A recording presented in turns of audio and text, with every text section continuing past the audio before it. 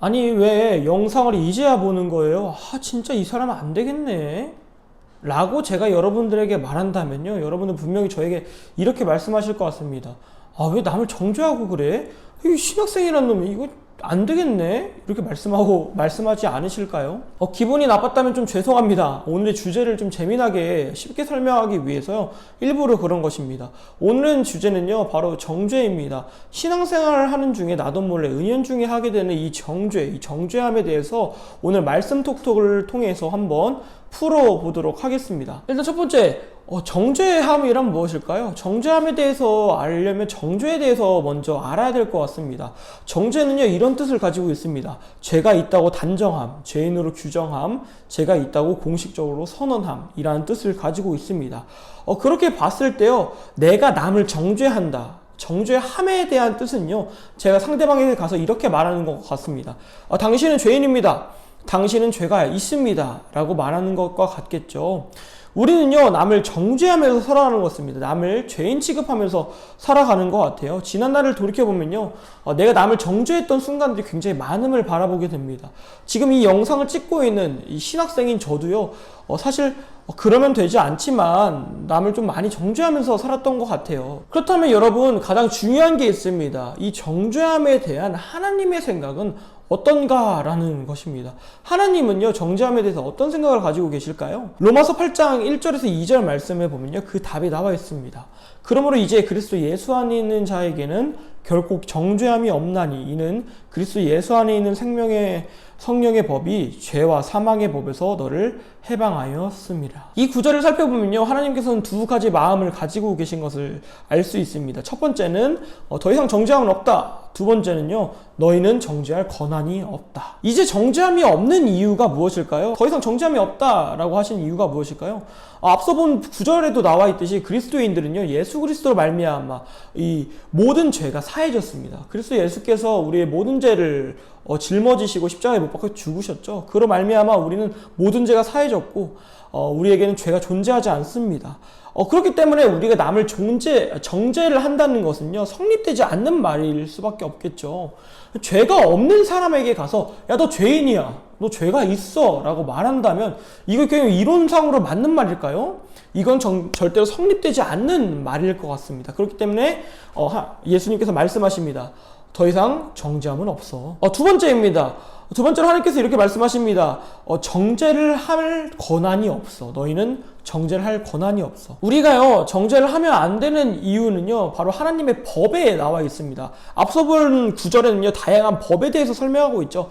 생명의 성령의 법, 죄와 사망의 법. 여러분, 이 법이라는 것은요, 이 한 가지의 기준을 말합니다. 그러니까 무슨 말이냐? 하나님께서는요, 생명의 성령의 법을 가지고 계시고 사망의 이 죄의 법을 가지고 계신다는 것이죠. 그만한 기준을 가지고 계신다는 것입니다. 두 번째로 하나님께서는 이렇게 말씀하십니다. 너희는 정죄를 할 권한이 없다. 두 번째, 정죄를 하면 안 되는 이유는요, 하나님의 법에 관련되어 있습니다. 앞서 본 구절에는요, 다양한 법에 대해서 말하고 있습니다. 이 법이란 기준을 뜻합니다. 하나님께서는요, 자신의 법, 기준으로 말미암아 우리의 죄를 사하여 주셨습니다. 그렇기 때문에 우리는 절대로 그 법과 기준을 뛰어넘을 수 없다는 것이죠. 내가 남을 정죄한다는 것은 하나님의 법과 기준을 뛰어넘어서 내가 하나님처럼 되어서 남을 심판하는 것과 마찬가지입니다. 이는 매우 교만한 일이 아닐 수가 없겠죠. 하나님께서 정죄가 없다고 말씀하시고 자신의 법에서 정죄를 없애셨다고 말씀하셨는데 우리가 어떻게 감히 그것을 뛰어넘어서 스스로 심판자가 될 수 있을까요? 그것은 절대로 말이 되지 않을 것입니다. 근데요, 그럼에도 불구하고 우리는 남을 정죄하기를 멈추지 않습니다. 그렇다면 그 이유가 무엇일까요? 이것을 좀 설명을 해드리기 위해서는요, 신학적인 주제를 다뤄야 될 것 같습니다. 이것을 좀 쉽게 설명하기 위해서 그림 준비했습니다. 그림을 보시면서 함께 살펴보시죠. 태초에 하나님께서는요, 천지를 창조하시며 인간도 함께 창조하셨습니다. 하나님께서 인간을 만드실 때 자신의 형상대로 창조하셨는데요, 하나님의 형상은 완전하기에 그대로 창조된 인간들은요, 완전했고 완벽했습니다. 태초의 인간은요, 하나님과 항상 대면하여 볼 수 있는 관계를 맺고 있었고, 죽지 않고 살 수 있는 완전한 삶, 그리고 서로의 왈몸을 보고도 두려워하지 않는 마음과 그 순수한 영혼을 지니고 있었습니다. 그야말로 완벽한 삶을 살고 있었다는 것이죠. 그러나 여러분 다 알다시피 최초의 인간들은 선악과를 따먹으로 말미암아 죄를 짓게 되었습니다. 완전한 하나님의 형상에 죄가 스며들어서요, 하나님의 형상 깨져버렸고 타락해버렸습니다. 그러니까 인간이 이제 죄인이 되어버린 것이죠. 죄로 인해 완전한 하나님의 형상 깨지고 타락했습니다. 또 그렇기 때문에 그가 누리던 모든 것들을 잃게 되었죠. 하나님과의 관계는 단절되었고요. 평생을 살 수 있었던 그 몸은요, 죽을 수밖에 없는 몸이 되어버렸습니다. 죄로 인해 더럽혀진 마음과 영혼을 지니고 살게 된 인간들은요, 죄를 지을 수밖에 없는 그런 죄인이 되어버렸죠. 그러나 죄인인 인간에게도 하나님의 형상이 남아 있었습니다. 아무리 하나님의 완전한 형상이 깨지고 타락했지만서도 완벽하게 없어지지는 않고 조금 미세하게 남게 되었다는 것이죠. 그것을 뒷받침하는 요소가 몇 가지가 있습니다. 세 가지 요소가 있는데 좀 설명을 해드릴게요. 첫 번째로는요, 우리는 하나님의 관계가 깨져버렸지만 우린 태어날 때부터 누구나 종교성을 지니고 태어납니다. 그래서 어렴풋이 하나님이 아니더라도 신의 존재를 인식하고 판단하게 되죠.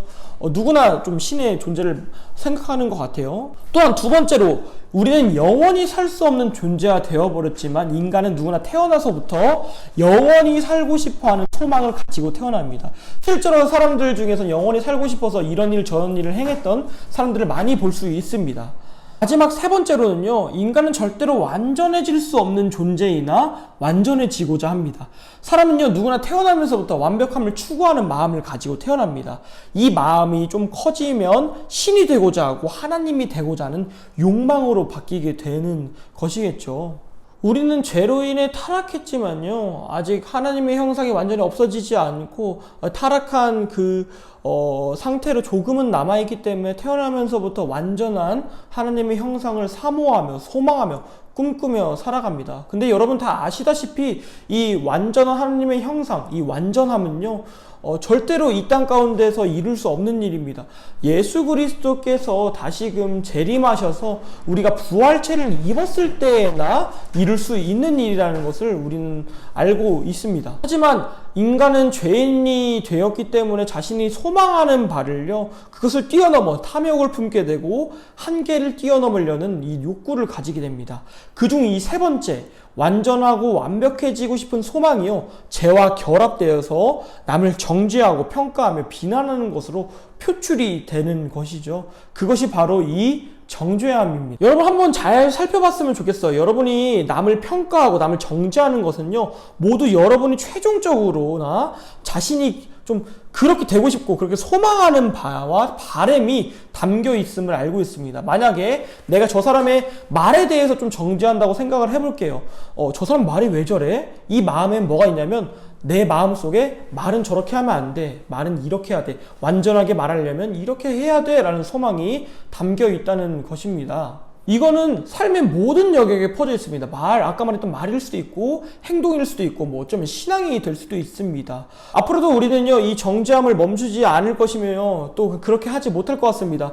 물론 보다 더 많은 성화를 이룬 사람들은 남을 정죄하는 일을 좀 더 적게 하긴 하겠지만, 그럼에도 불구하고 우리는 연약하고 또한 불안정한 존재이기 때문에 이 정죄함을 멈출 수는 없을 것입니다. 그렇다면 우리가 어떻게 해야 될까요? 정죄를 하면 안 되지만 계속해서 정죄에 대한 욕구와 자연스럽게 정죄를 하게 되는 지금의 이 모습들, 이 상황들을 그냥 지켜만 봐야 될까요? 자연스럽게 신앙생활하면서 어른이 좀 성화가 될 때까지 기다려야 될까요? 아닙니다. 안 됩니다. 분명히 무언가 조치가 필요합니다. 그래서 저는요, 오늘 적용으로 오늘 말씀 톡톡의 제목인 죽이기 살리기를 좀 말씀드리고자 합니다. 죽이기 살리기란요, 말 그대로 죽이고 살리는 것을 뜻합니다. 앞서 말한 대로 우리가 남을 정죄하는 기준을 보면요, 우리가 최종적으로 추구하고 소망하고 꿈꾸는 완전함과 완벽함이 스며들러 있음을 보게 됩니다. 그러나 여러분 다 아까 설명했듯이 알고 계시겠지만, 남을 정죄하는 우리도 그렇게 절대 될 수 없음을 돌이켜 보게 되죠. 내가 소망하는 이 완전한 완벽함이 정죄함으로 표출될 뿐이지 우리도 결코 그렇게 될 수 없는 존재라는 것은 우리도 스스로 인식하고 있습니다. 그렇기 때문에 여러분 만약에 남을 정죄하고자 할 때 딱 이 생각을 하셨으면 좋겠습니다. 지금 내가 정죄하고 싶은 그 사람과 그 행동, 아, 나도 저렇게 될 수 없는 존재인데 내가 정말 꿈꾸는 거였지? 지금 내가 가지고 있는 이 생각이 분명히 내가 되고 싶은 그 모습일 거야. 나도 온전히 이룰 수 없는 것 남에게 들이미면 안 되지. 나부터 좀 더 잘하자. 그러면서 그 정죄의 기준을 더욱더 엄격하게 살려서 자신에게 적용하는 겁니다. 그리고 더욱 완전한 사람이 되고자 노력하고 이 정죄에 대한 마음을 죽이면서 이 성화의 과정을 밟아가는 것이죠. 앞서 말한 것처럼 그러면서 남에게는 그 기준들, 내가 완벽해지고 싶은 이 욕구들을요, 좀 나에게 적용하면서 남들에게는 더욱더 사랑을 베풀고 관용을 베풀고 또 이렇게 품어줄 수 있는 그런 살리는 사람이 되었으면 좋겠습니다. 현재 우리에게 적용하고 진짜 실제로 쓸 수 있는 것이 뭐가 있을까요? 지금 저는 이 코로나 상황 가운데 청년들과의 대화가 그럴 수 있을 것 같습니다. 코로나 상황 가운데 많은 청년들이 교회에 나오지 못합니다. 근데 사실 인스타그램을 보면 그 사람들의 생활을 알 수 있잖아요. 그럴 때마다 우리는 욕구가 솟구쳐 오릅니다. 야, 진짜 신앙이 있었으면 저런 거 필요 없이 교회에 나올 수 있었을 텐데 저건 진짜 헛된 믿음이야.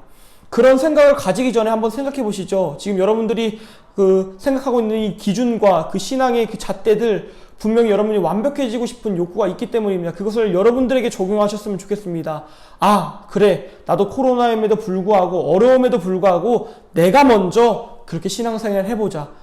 내가 먼저 그렇게 완전한 사람, 내가 꿈꾸는 그런 사람이 되어보자. 그러면서 남에게는 정말 힘들 거야. 저렇게 생각하는 것만 해도 대단한 것이지. 내가 더 이해해주자. 누구나 다 완벽할 수는 없으니까 사랑해주자 하고 품어준다면 우리 이 공동체는 더욱더 완벽한 공동체가 될 수 있을 거라고 생각합니다. 오늘 이 시간에는 정죄함에 대해서 알아봤습니다. 하나님께서는 정죄함이 없다고 말씀하시고 또한 정죄를 하면 안 된다고 말씀하시지만 그럼에도 불구하고 우리는 죄인이기 때문에 또한 소망하는 바가 있기 때문에 계속해서 정죄함이 표출된다고 말씀을 드렸습니다. 그럴 때 우리가 어떻게 해야 될까요? 가만히 있지 아니하고 죽이기 살리기를 시전을 해야 된다고 말씀드렸죠. 우리가 정죄하고자 하는 그 기준, 정죄를 더욱더 하고자 하는 그 잣대를요, 나에게는 적용해서 나에게는 그것을 살려서 내 마음과 내 정죄하고자 하는 욕구를 죽이라고 말씀을 드렸습니다. 또한 반대로 남에게는 그 잣대, 완벽해지고자 하는 그 마음들과 정죄하고자 하는 그 심판의 잣대를요 죽여서 남에 대해서는 더욱더 사랑해주고 이해해주고 관용해주고 품어줌으로써 남을 살리는 길이 되라고 말씀을 드렸습니다. 여러분 사시면서 이 죽이기 살리기 실천하시면서 계속해서 성화의 과정을 밟아감으로써 하나님과 더 가까워지는 삶, 더 거룩한 삶을 살아가시는 여러분이 되시길 더 간절히 소망드립니다. 이 영상을 끝까지 보신 분은 지금 이 챕터를 보실 수 있으리라 믿습니다. 근데 영상이 너무 길어서 다들 보실 수 있을지는 모르겠습니다. 제가 이렇게 영상을 계속 찍는데 너무나도 좀 부족한 모습을 보게 되는 것 같습니다. 꽤나 많은 시간을 투자를 했고 많이 준비를 했는데 그럼에도 불구하고 많이 부족한 모습을 보게 되는 것 같아요. 근데 포기하지는 않을 생각입니다. 계속해서 일주일에 한 편씩은 여러분들에게 말씀 톡톡을 들려드릴 예정이고 뭐 누가 보든 보지 않든 간에 분명히 또 어쩌다 한 분쯤은 또 보시고 또 하나님을 더 알아가시기를 바라면서 더 성실하게 찍을 예정입니다. 그때까지 보기 좀 힘드시더라도 좀 기대하는 마음으로 참아주시고 이해해주시고 아까 죽이기 살리기 말씀드렸죠. 그런 마음으로 또 기도해 주신다면 제가 100편, 200편 찍었을 때는 더 완전하고 또 여러분 보시기에 또 하나님 보시기에 또 좋은 영상으로 여러분들 보답드릴 수 있지 않을까 생각합니다. 부족한 영상 끝까지 봐주셔서 감사하고 또 살아가시면서 이 영상을 보시는 모든 분들에게 하나님의 무궁한 영광과 또 은총이 부어지기를 기도하겠습니다. 사랑합니다 여러분. 안녕.